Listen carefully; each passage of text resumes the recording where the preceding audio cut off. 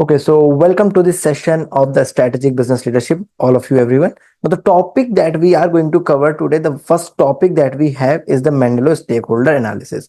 Now, first of all, it is a very important concept because in the recent examinations, it has been tested a number of times. After that, first of all, I guess you all know what is a stakeholder, everyone. A stakeholder, someone who has a stake in the company, that is called as the stakeholder. Now, if I ask you about the examples of the stakeholder, feel free to use your chat box, everyone in the class. Now, who all are the stakeholders? Everyone who has a stake in the company is called as a stakeholder. Example, shareholders are the stakeholder, consumers are the stakeholder, employees are the stakeholder, managers are the stakeholder, social groups are the stakeholder, and the government is also an stakeholder. Now, the question that we have is, now there are number of stakeholders, due to which there is something called as stakeholders conflict. Let's take an example of a conflict, everyone. If I talk about one shareholder, that is your government.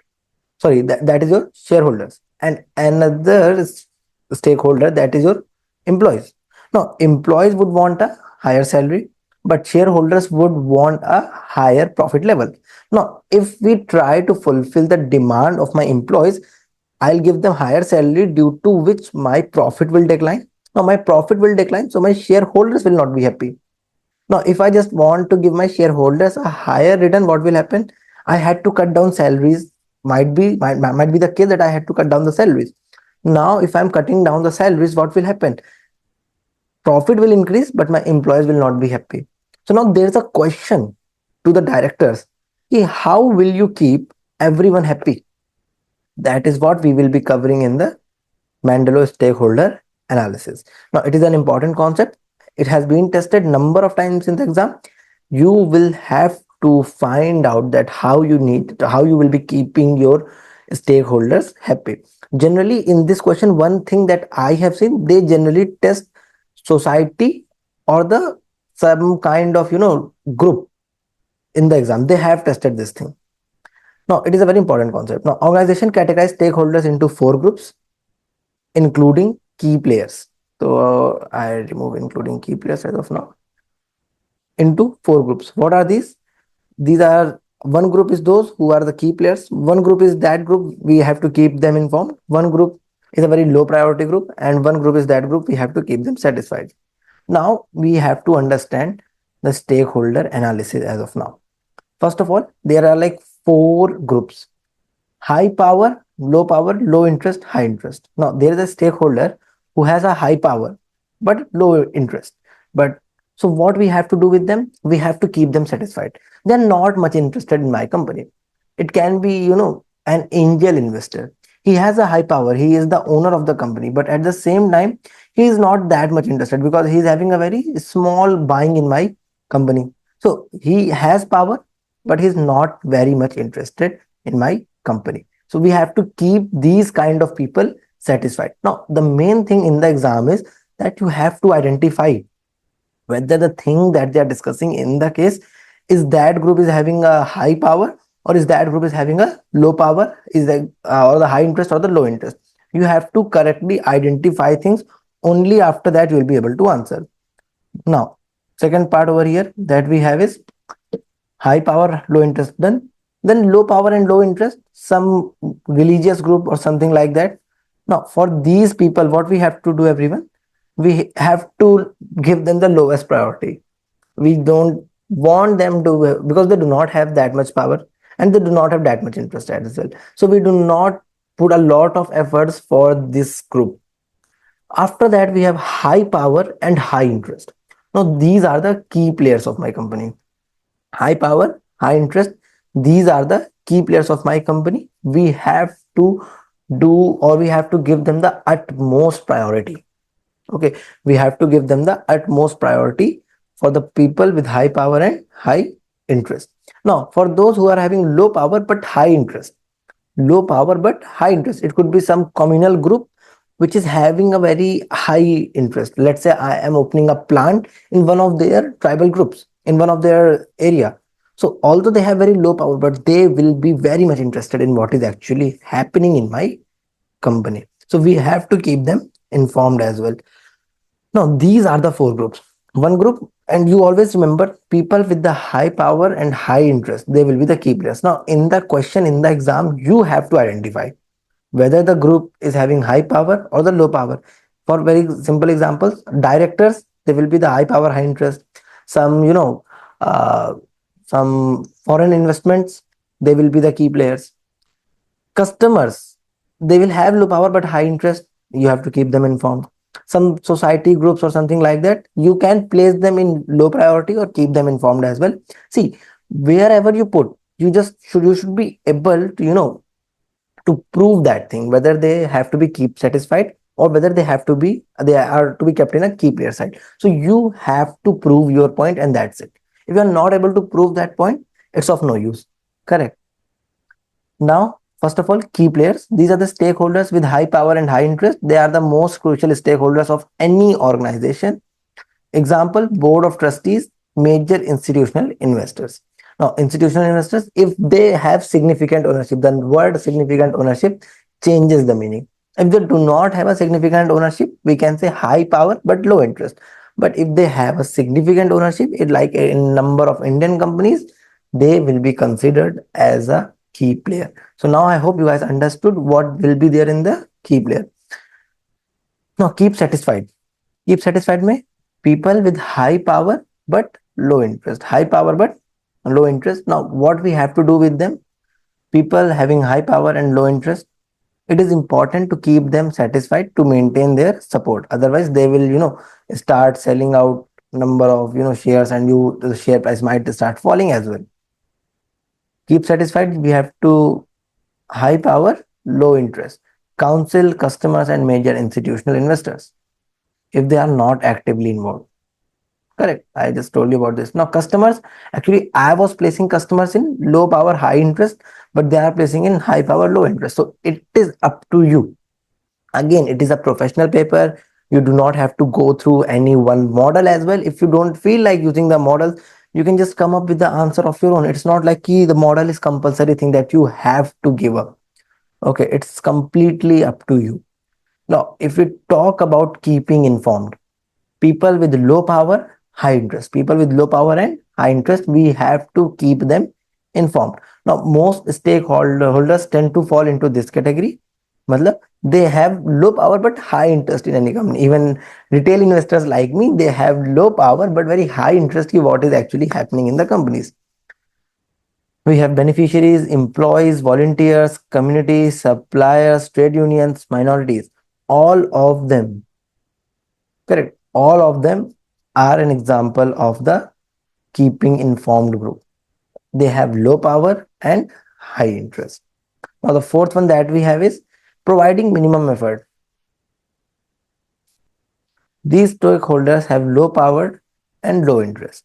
Least resources are allocated to this group because they do not have that much power, they do not have that much interest. So we waste very least energy in telling them what is actually happening in the organization. So we have to give the minimum effort to the people with low power and low interest.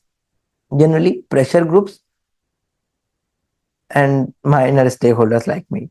Correct. So this is one of the important part regarding the stakeholder analysis. Now, if you get a question on the stakeholder analysis, or if you get a question like how would you manage the stakeholders conflict, you can use this particular matrix for answering. Now, important part over here is that you should be able to identify what points you have to write down. And if, let's say, if you put institutional investors having a very high stake in the company in the low power and low interest, so that will be absolutely wrong. So even if you are using a model, you have to understand that at least you are putting the right words at the right place. That's, I hope that much is clear to all of you. Now coming to the last part of this particular topic, that is having the key insights. Now, first of all, distribution of stakeholders. Very few stakeholders qualify for the key players category. Always remember that only large people with the large power and high power and high interest will be a part of the key players. Example, directors, angel investors with a very high stake. Few stakeholders are in the keep satisfied category. The majority of the stakeholders fall under the keep informed. Some less important shareholders are classified under minimum effort. The classification can be subjective and context dependent. It's not like key what I am telling you, you have to put in that manner only. It depends on the case as well. If you read the case and you feel like, okay, I don't need to put this thing into that part, you can do that. So again, it is subjective and it depends on the case that you guys will be getting in the exam. Now, some stakeholders, that is trade union and pressure groups, can shift between the categories based on their power and the specific situation. As I told you, I was talking about pressure group in the low power and high interest, and they kept it in the low power and low interest. So again, it can shift from case to case. It completely depends on the scenario that you guys are getting. After that, if I talk about the institutional investors, major institutional investors could be key players or keep satisfied if they have significant ownership. Now, if they do not have significant ownership, they will be having high power, but generally they will have a very low interest in your company. So when they have a very low interest in your company, you will keep them in the high power and low interest part. Okay. Now, if I talk about one thing that you have to notice, be careful when classifying stakeholders in the key player and keep satisfied categories, as these are typically reserved for the most influential stakeholders. So you cannot put anyone that you like in the key players or the keep satisfied part. Now, when analyzing a case study or a real world scenario, consider the specific context to accurately classify stakeholders. Remember that a stakeholder position can change over time or in different situations. Okay, so these were the parts of the stakeholder analysis.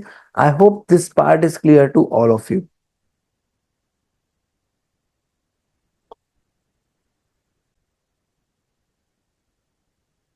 Okay, guys, so welcome to the new session of this organizational culture of the strategic business leadership. Now, we'll be talking about the organizational culture in the today's session.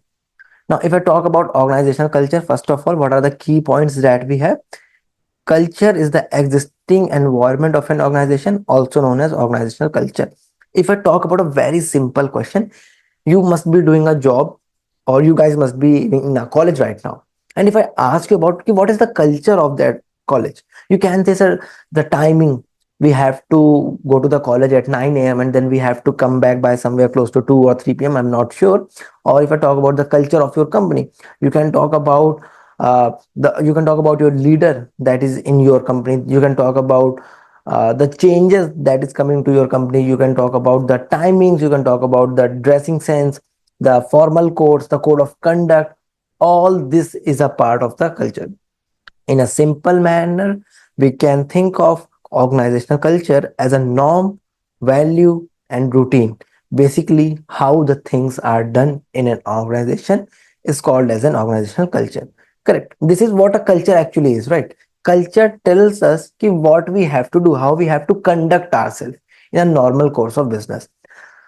So this is the meaning of organizational culture. I hope now what is the meaning of organizational culture that is clear to you. Now the beauty of the SBL paper is that they won't be asking you a direct definition. What do you mean by organizational culture? So it's of no use to remember any of the definition. Important part over here is that you should be able to, you know, point out the things in your scenario. Now, culture varies from organization to organization. It varies from industry to industry, and positions as well. Correct. Although the positions I won't be considering, but it can vary from country to country as well. When I said the word organization to organization, that thing is evident as of now. Okay. Now, if I talk about employees, now employees are the most, influenced by the culture. When I join any company, I first of all take a look at what is the culture of the company. Correct. I had to take the look. So one of my friend who works in EY, he told me about the culture. We have to work so much and all these things. Then one of my friend who works in one of the startup company, he talks about the culture that he gets to wear a number of shoes. He gets to wear a number of hats as well. Certain times he's working as a salesperson, certain time he's working as the research analyst, certain time he's working with the co-founder. So depends on the company to company. Now if you are working in EY, I don't think that you will, if you are working in junior positions in EY or any of the big six companies or any of the large companies, I doubt that you will ever get a chance to work with the co-founders, because this is not the culture that they are providing.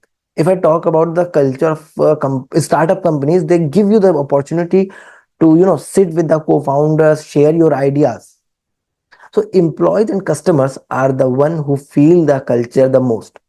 Is the other stakeholders do feel the culture, but employees are on the top list. Now if you get a question on defining the organizational culture, generally the question will be like that only, that you have to define the organizational culture. You have to talk about six things. Correct. These six things actually will help you a lot. Just try to remember these six things. Because even I got a question on my exam and I forgot. I was good to go with the four parts, 4 points, and then I forgot the 2 points. The point that I forgot was the symbol, and I forgot the one more. That is a stories. No, no, stories I remembered. I forgot the system and symbols. These were the 2 points that I forgot. Okay, so make sure that anyhow you remember what you have to write in the culture. Now you might say, sir, is it compulsory? You just told us that it is not compulsory to remember any point or remember any model. Then now you are saying that it is good if you remember all these things. Now, again, it is not compulsory that you remember any of the model. It is not compulsory at all. But again, if you are using the models, it will help you to frame your answer. That's it. Simple thing is, it will help you frame your answer. If you don't find using the models, it's absolutely of no compulsion that you have to use the model.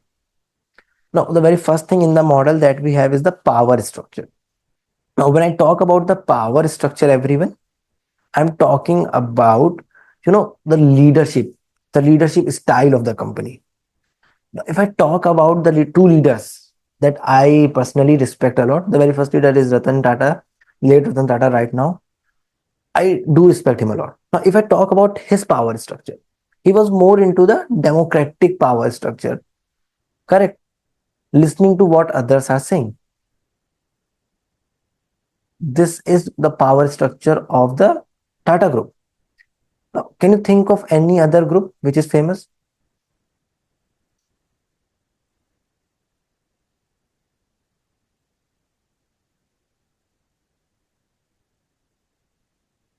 Do you think Hitler was a leader? Adolf Hitler was a leader or not? Correct. Basically, he was a leader as well. Now, if I talk about his leadership, he was more of an authoritarian leader. I can give you like number of examples. Then we have, let's say, Steve Jobs. He was a autocratic leadership. He was a autocratic leadership. Now, you might be thinking, sir, what is authoritarian? What is autocratic? Do we have to remember all these things? Generally, you will not be getting a question on defining the style of the leadership. Generally, they don't ask you this question because this is something that you have already covered in the F level. And there are a number of leadership styles. If I talk about Indra Nui, he's more of a strategic leader. She believes on the long-term growth and sustainability. So leadership style varies a lot. Correct. So a lot of people have a very different leadership style. So when we have to define the culture, the very first thing that we have to define is the power structure. Ki how leaders behave. If you think, if the leaders of a company, they do not have the ethical beliefs or the ethical values, do you really think the organization will have the good ethics? Definitely, if the leaders do not have the good corporate governance, they do not have a good ethics, they other people will not believe in what they are saying, in how they are dealing with the things. So this is one of the things that you have to consider. while talking about the power structure. So in the power structure, you talk about the leader. You talk about the leader views, beliefs. I'll just bold it out. Italics. You talk about leader views, beliefs, and values trickle down across the organization, because his beliefs, values, ideas, terminologies are the one that flow throughout the organization. In listed companies, the board collectively represents the leadership. So now when you get a case, try to identify how good the board is, whether it is ethical or not. If they have given something regarding the bribe or something, you can talk about that in the power structure. If they have taken some decisions, you can talk about that as well. So you have to represent, you have to find out what the power structure is in a particular corporate organization. So this is the very first point, that is the power structure. Now I hope this power structure point is clear to all of you. Now if I talk about the second part that we have is the organizational structure. Now structure, if I talk about a structure, there can be a centralized company, it can be a decentralized company. So over here we talk about the hierarchy, we talk about the organizational chart. So what do we talk about over here is whether it is centralized or decentralized organization. Correct. We talk about whether it is centralized or decentralized. Just to understand how decision making takes place. How decision making takes place. So we have to look for the organizational flowchart. We have to take care of the organizational flowchart, and that's it. Now, if I talk about the composition of board, it is very important to find out whether we have executive or non-executive directors both or not. Now, you might be getting a question, sir, what is executive directors and what is non-executive directors? Executive directors, those who take uh, who are responsible for day-to-day running of the business. Correct. Now, composition is of the board, those who are responsible for the day-to-day running of the business, they are considered as the they are considered as the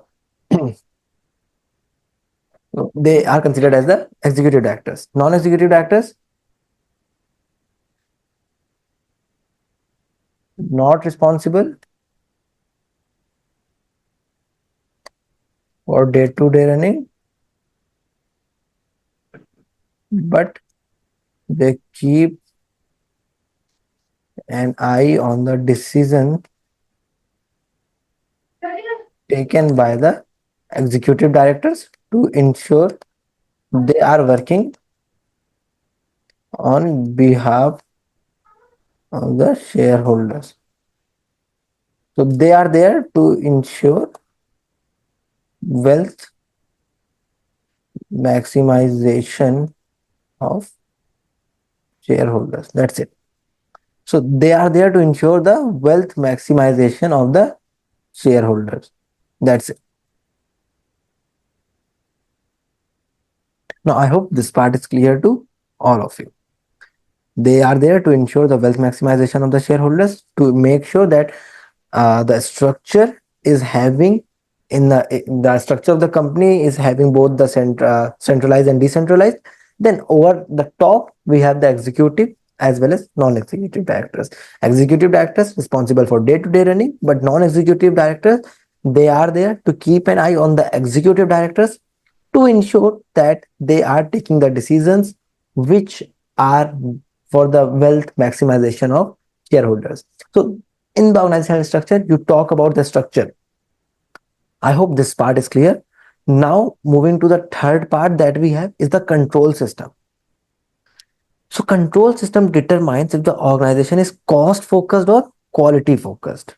Is it a cost focused or quality focused? Now, in a very simple language, if I give you an example of that, sorry, if I talk about the quality focused, Example, Rolls Royce. Very simple example, although I can never buy it as of now. Rolls Royce is an example of quality focused companies. They focus on the qualities. The cost is not a concern for them because they understand the customer, the customer segment that they are dealing with. They have a lot of money. So they focus on the quality. Over the other hand, we have, let's say, Maruti. Now, if I talk about Maruti Suzuki, or they are more of a, oh, sorry, Maruti Suzuki, they are more of a cost focus. Correct. That is why for the security part, the production part of the drivers, they get only 3 stars out of 5 stars. So they are again the cost focused companies. So in the control system, we talk about whether the company is a cost focused company or whether the company is a quality focused company. So we talk about two things over here, whether it is a quality focused or whether it is a cost focused companies. Now, this is one thing that you guys might be forgetting in the exam. Always remember the control system part, because if I'm not mistaken, I forgot the control system in the exam as well. So when you get a question, what is this question all about? What is all that? What is we are studying right now? We are talking about the culture. In the culture, what is the first thing that we talked about? We talked about the power structure. Over there, we talked about the leader beliefs, values, and so on. After that, we have organizational structure. Over here, we talked about what is the structure of the company, whether they are centralized or decentralized, whether it is executive directors, non-executive directors. We talked about this thing. Third part that we have is we talked about the control system. In the control system, we talked about whether the organization is cost focused, quality focused, and how do you identify this thing. The important part is how do you identify this thing.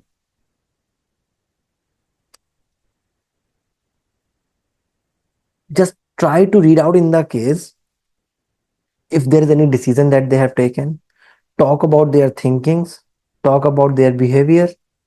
All this is a part of the control system. Now I hope this part is clear to all of you, everyone. Influence control system, how it influences the behavior, thinking, decision making of the leaders that are sitting over there.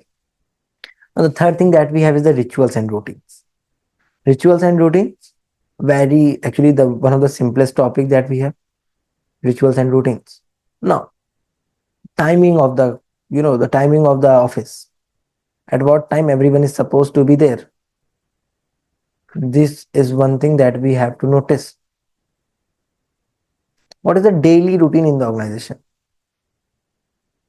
You can talk about the office timing, you can talk about the working hours, you can talk about the punctuality of the employees, the leave policies of the company. All of them are the rituals and routines.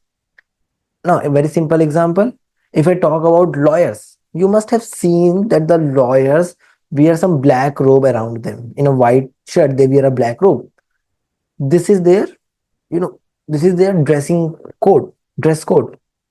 It is one of the routine or the ritual that they have to follow.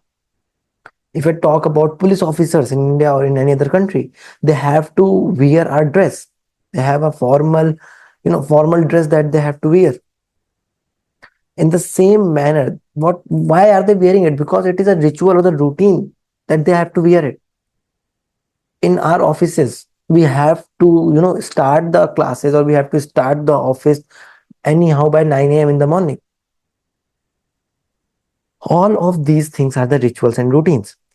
Rituals and routines, how things are done in a normal business day. That is the rituals and routines. How things are done in a normal business day. That is all about the rituals and routines. Now, then we have symbols.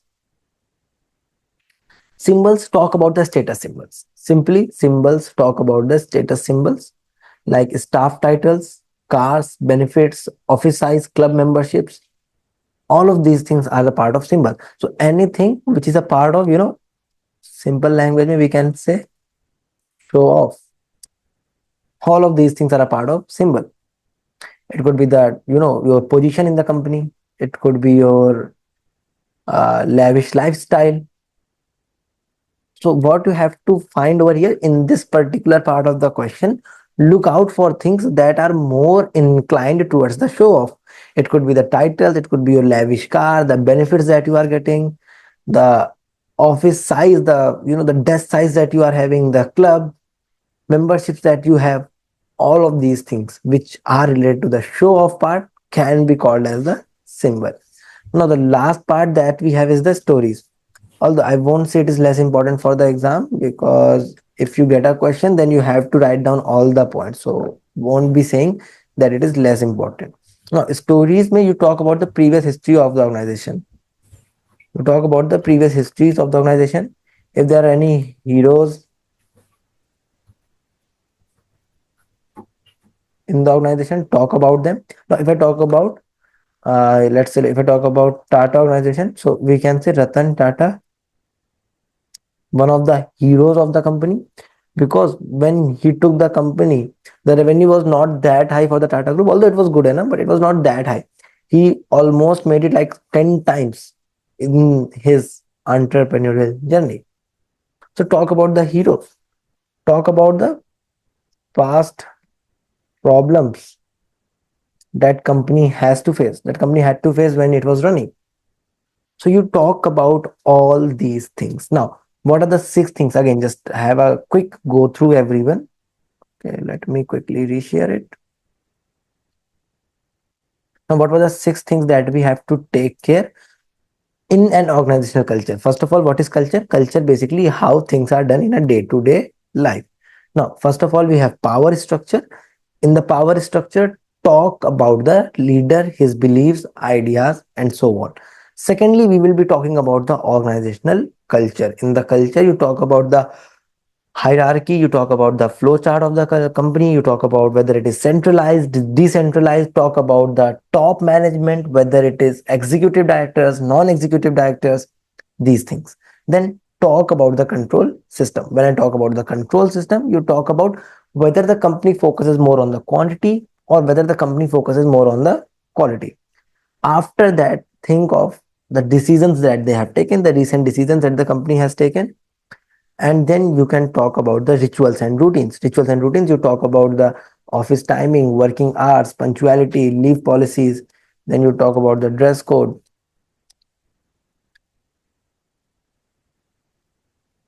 That's it. Basically how they go through a normal single course day of a business. That is the rituals and routines. Symbols, may you talk about things which are related to show off. Talk about their lavish car, lavish lifestyle, club membership,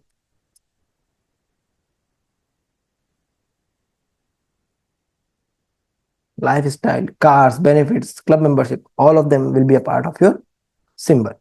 At the end, talk about the stories, talk about the what has actually happened in the past, talk about the previous history of the organization, previous heroes of the company, and you can also talk about the villains of the company. Matlab, if let's say the company has faced a particular problem, you can talk about them as well. So you have to talk about six things. I hope now this part is clear to all of you.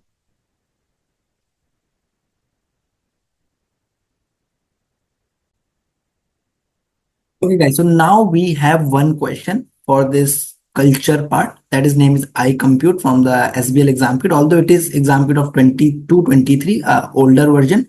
Just to get you a glimpse of the question, I am showing you this question. Now, first of all, the very first thing everyone that you have to do as soon as you read the question is to go and find out the requirement. Now, the requirement is in order to understand the failures within I compute, analyze the company's culture and assess the implication of your analysis for the company's future performance. See, talk about the company's current culture, and as per your analysis, you have to talk about what will happen in the future. Now, you will get 2 marks for analytical skills. Analytical skills basically talks about how nicely you analyze your case. Okay, let us start with the case as of now. iCompute was founded 20 years ago. Now, 20 years ago, it means there will be some stories as well because it is a very old company. By the technology entrepreneur Ron Eads It initially specialized in building bespoke computer software for the financial services industry. However, it has expanded into other specialized areas, and it is currently the third largest software house in the country, employing 400 people. One thing that I can see, I'm just highlighting as of now. I'm not writing down the answer. I'm just highlighting.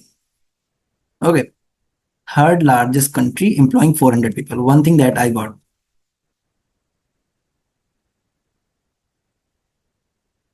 Okay. Now it still specializes in bespoke software, although 20% of its income now comes from the sale of software package designed specifically for car insurance. Now, can you can you say that there has been a change in the product? Because they started as a computer software company, and now there is a change because now 20% of the income, because it is a very good amount, huge amount, coming from a new product. What can it be a part of? We already talked about a lot more things. Now if I talk about the notes, it can, what according to you guys it can be a part of, where should you put this point? It's not a power structure, it's not a organizational structure. It can be a part of the control system, because in the controls we talk about whether it is cost focused, quality focused. So I guess we, it will be fine. Correct, it will be fine if we just put it over here. The company has grown based on a work hard and play hard work ethic. Now, what is this? Work hard, play hard. This is their routines and rituals. I'll just change the color because the color is damn too light. Okay.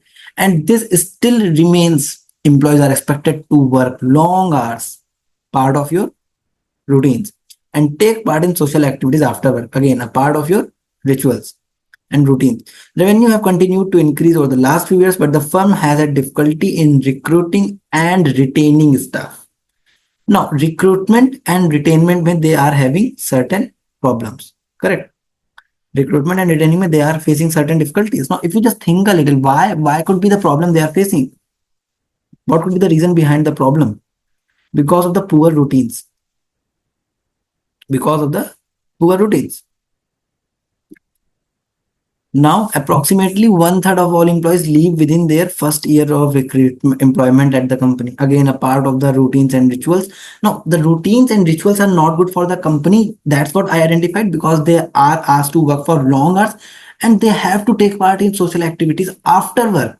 If it was during the work, happily everyone would take. But after the work, people want to have a break, have rest. Now, you are asking them to take part in the social activities.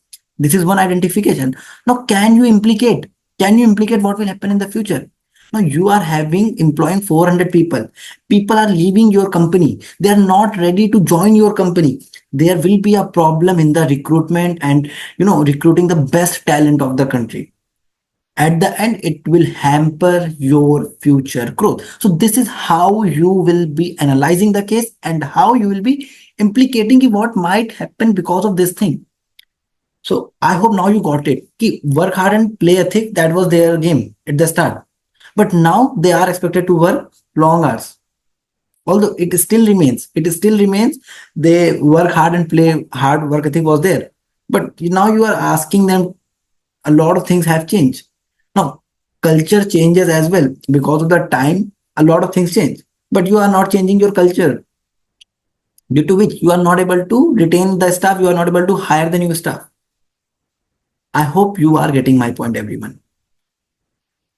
Now, company appears to experience particular difficulty in recruiting and retaining female staff, with 50% of the female staff leaving within 12 months of joining the company. Only about 20% of the employees are female, and they work mainly in the marketing and human resource. So all this complete para talks about your routine and rituals.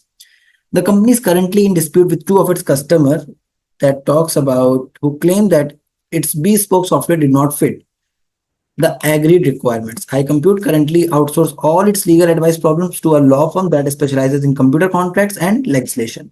However, the importance of legal advice has led to iCompute considering the establishment of an internal legal team responsible for advising on contracts, disputes, and employment legislation.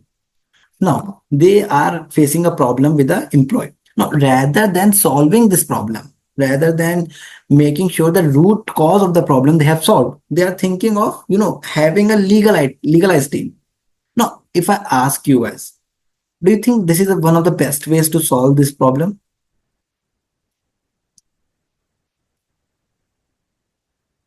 What do you guys think? Sir, it could help in the long run because if you do have a legal team on the on call, it could help in making better decisions before signing contracts. But I don't think it would help the current situation that much. Absolutely. See, again, it is a complete, professional paper. So if you are saying you are correct, you have to put down the words, you have to write down in your own manner. So I don't feel like anything over here. So I'll just move ahead. The support of the bespoke solutions and the car insurance software package was also outsourced a year ago to the third party. Now everything has been outsourced. So there is a change in the organizational structure. Can't you say so that there's a change in the organizational structure over here? Because most of the things have been outsourced. So although if you think a little longer, you will find like, sir, in the structure, there is no change in the structure. There is a change in the product structure. But see, again, it's a professional paper. You can write things. You have to just prove it out. So, although support had been traditionally handled in house, it was unpopular with the staff. One of the senior managers responsible for the outsourcing decisions claimed that support calls were increasingly varied and complex, reflecting incompetent end users too lazy to read user guides. However, the outsourcing of support has not proved popular with high compute customers, and a number of significant complaints have been made about the service given to the end users. The company is currently reviewing whether the software support process should be brought back in house. Now, if you remember, they were facing problems above there for employing the new employees. That is why they thought of let us go with the outsourcing. Now, even outsourcing is not working out for them. Now, this thing you can implicate for the future as well. If this thing continues, goodwill among the customers, the goodwill among the customers will fall, and you are going to face a tragic problem. You are going to lose out your revenues as well. Now, this is one of the things that you can think of. Correct. Now, sir, I'm not getting any heading. No problem. It's not a compulsory thing that you have to use a model. I don't feel like using a model. Now, the structure of the company, again, it could be a part of the structure of the company. I will use the heading structure and put down everything over there. The company is still regarded as a technology leader in the marketplace. Although the presence of so many technically gifted employees in the company often creates uncertainty about the most appropriate technology to adapt for a solution. Now, what is happening? There are a lot of people having this, they are the masters of their field.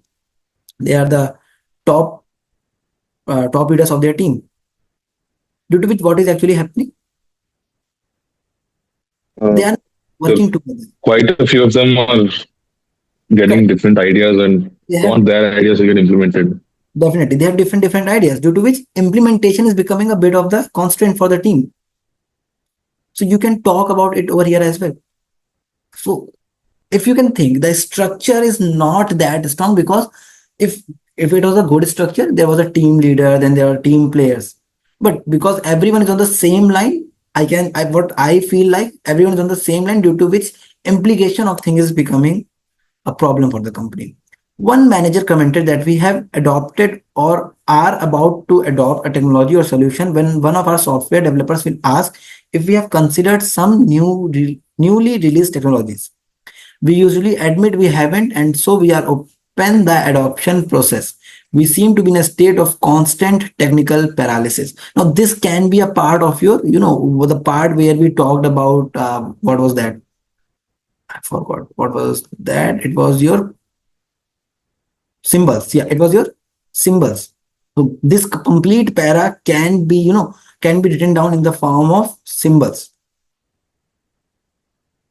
I hope you are getting my point. Basically, symbols include logos, office, cars, titles, lavish lifestyle.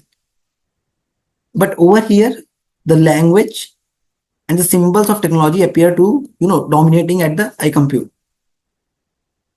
The developers, they scan for new opportunities. But one of their manager agreed, or almost he was about to agree, that a new alternative is suggested, causing dot and delay. One of the managers claimed that the company was in a state of constant technical paralysis. So Technological objectives can quickly outweigh business and financial objectives, which will detriment the company as whole. So you can talk about these things over here. Now, although Ron Eads retired 5 years ago, many of the software developers recruited by him. Now, I am hearing Ron Eads a lot. Can I talk about the power structure of the company, guys? Or can I talk about the story? So I feel like I can talk about the power structure right now. I am not talking about power structure. I can talk about stories because I am finding a hero in my company. So you can talk about Ron Eats, what he used to do, what was his work ethic all about. Okay. So recruited by him are still within the company. Some of these have become operational managers employed to manage team of software developers on internal and external projects. Subha Kendo is one of the managers who originally joined the company as a trainee programmer. I moved into the management because I needed to earn more money. There is a limit to what you can earn here as a software developer. However, I still keep up to date with programming. Though I am a goalkeeper for one of the company's 5 aside football teams, I am still one of the boys. So this is what one said about the earning part. So again, it can become a part of your what it the part where he is talking about the training programmer. You can talk about it as a part of the rituals, and where he talked regarding something, he moved to the management part. Okay, I'll not put that point, to be honest. Let's move forward. However, many of the software developers are skeptical, so I will just highlight the raw needs line, because the employment done by the raw needs was damn too good, because after so many years people are still within the company.